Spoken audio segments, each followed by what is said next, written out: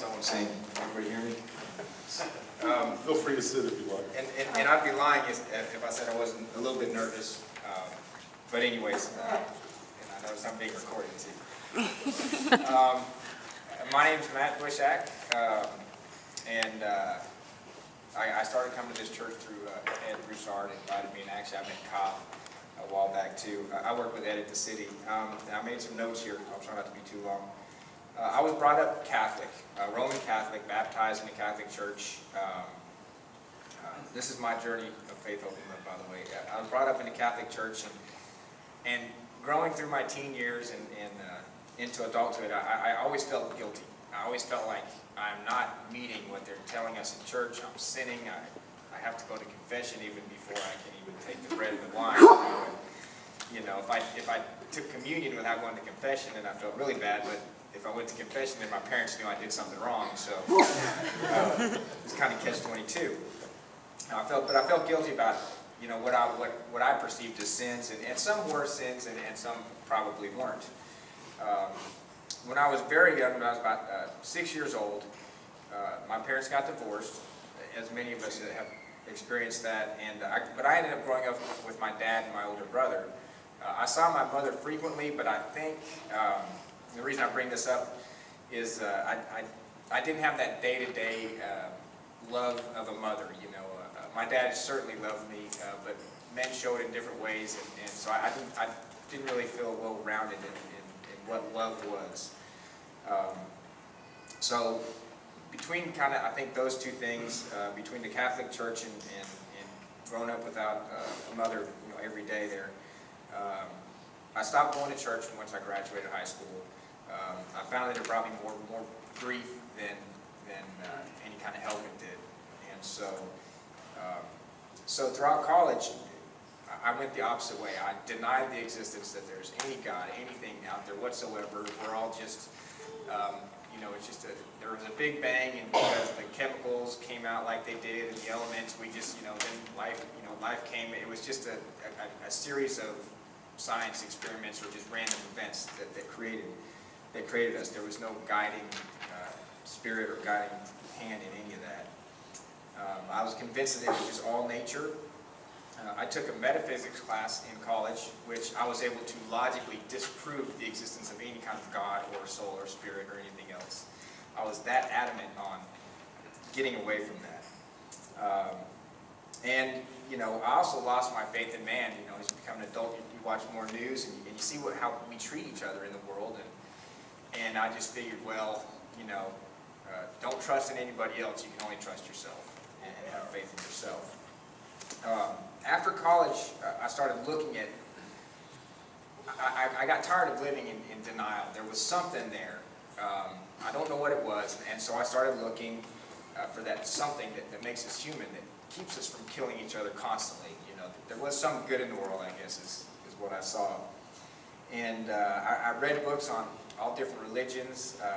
I read a lot of nonfiction books about, like, the history of the Jews or the history of that area, because I knew that's where 3 major religions came from. I read books on evolution and the dawn of man and things like that. I read books on mythology. And I discovered an author, Joseph Campbell. He's a mythologist, and he's also a Christian, but he kind of confirmed that there is something out there, because if there was nothing out there, we wouldn't have, you know, the Native Americans wouldn't have their spirituality, and the Buddhists wouldn't have their spirituality, and all the different, just about everywhere there's been a culture discovered, that they found religion. I think everywhere, as a matter of fact. There's some kind of spirituality, some otherworldly force that guides us as humans. I even went so far as a few years ago, I went to a Buddhist meditation center and tried Buddhist meditation, which is great for the individual, but there was no community around that. And it may work for other people, I don't know, but we didn't talk to each other at all. We just meditated, and then at the end we left, and so there was no sharing, no community. But through all this mythology that I'd written, and even through the Buddhist reading about Buddhism, I started I kind of came to the conclusion that, you know, well, we're made in God's image. And so what I started telling everybody, and even my own children, is I am God, you are God, you know, Kyle is God, my daughter is God. And this, heaven is here. And really, it's not so much that heaven is around us everywhere. We just have all these things, these personal, selfish things that keep us from seeing heaven. Instead of waiting until I die and going to some place far away that's going to make everything great, I thought, well, it's got to be here. You know, there's no. Don't put your money into that. Just be as good as just try to find it here and realize that you have the power to bring that out of yourself. So kind of along that road, I had a real turning point a few years ago. My dad was dying of cancer, and he did pass away about 2.5 years ago. I lost my job, and I was really, for those of you who don't know, I have a son with autism. And it's a struggle, it's difficult to deal with, and with the other things going on, that was just kind of the, you know, what is my burden? Why do I have this burden? I have all these things going on. So I started going to counseling. And through counseling, I discovered these things. I don't trust people. I don't have faith in the world. I don't have any hope. And one of the breakthrough that I had through counseling came. I went to the counselor one day and said, "I'm still working on this trust issue. I'm having trouble trying to trust. I'm doing this the best I can, but I can't trust." And he says, "Trust isn't something that you try to do.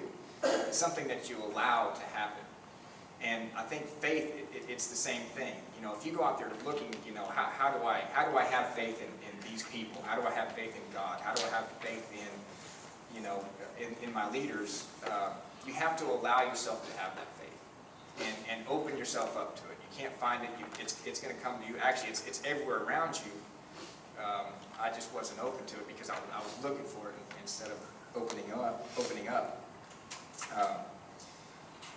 And so,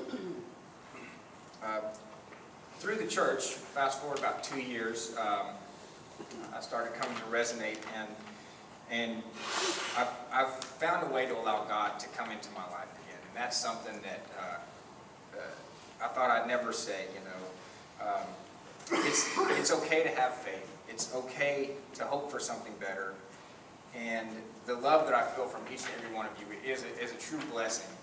I feel so accepted here, and to me that's huge. That really helps me feel good about the world. I'm still learning how this works in my life, but I'm excited about the possibilities that are in front of me. And something I never ever thought I would say is I'm actually looking forward to coming to church. We just went through a study with Ed and a few of the other folks, and I get excited about it. It's something that instead of saying, "Oh, it's Sunday again, you know, got to go to church," I'm really looking forward, and not just because of the kolaches and the donuts. I understand what this is about now, what it means to take Jesus inside me and have him, you know, work through me. I think there's bigger things ahead of me. I'm still kind of getting my feet wet, but anyways, that's my story. That's my journey to faith, hope, and love, and I look forward to continuing. Thanks for That's all.